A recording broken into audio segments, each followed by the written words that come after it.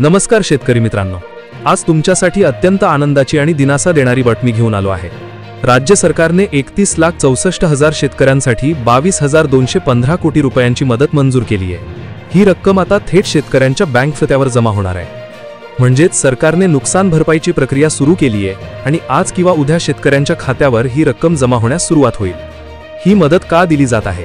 राज्यातील अनेक भागांमध्ये शेतीला मोठे नुकसान झाले आहे। पिकांचे नुकसान, फळबागांचे नुकसान, घरांची पडझड, गारपीट किंवा अन्य नैसर्गिक आपत्तीमुळे नुकसान, या सर्व कारणांमुळे राज्य सरकारने शेतकऱ्यांना मोठा दिलासा देण्यासाठी निधी मंजूर केलाय।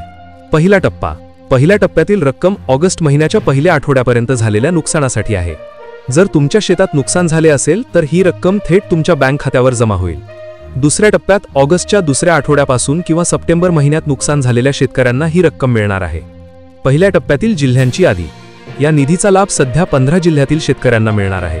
1 लातूर, 2 बीड, 3 जालना, 4 परभणी, 5 धाराशिव, 6 हिंगोली, 7 नांदेड, 8 जळगाव, 9 धुळे, 10 नाशिक, 11 बुलढाणा, 12 वाशिम, 13 सांगली, 14 नंदुरबार, 15 अमरावती।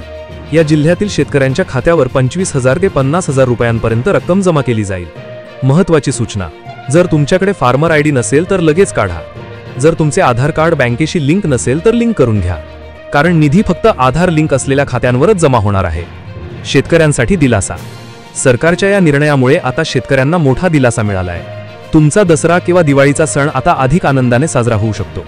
शेतकऱ्यांना मदत मिळणे ही अत्यंत गरजेची गोष्ट होती आणि शेवटी आता ही मदत थेट बँक खात्यावर जमा होणार आहे। पुढचे अपडेट्स, दुसऱ्या टप्प्यातील निधीबाबतची माहिती, अजून जिल्ह्यांची यादी, हे सर्व पुढच्या व्हिडिओत देण्यात येईल। शेतकरी मित्रांनो, जर तुम्हाला अद्ययावत माहिती हवी असेल तर खालील सबस्क्राइब बटन क्लिक करून चॅनलला सबस्क्राइब करा। धन्यवाद शेतकरी मित्रांनो।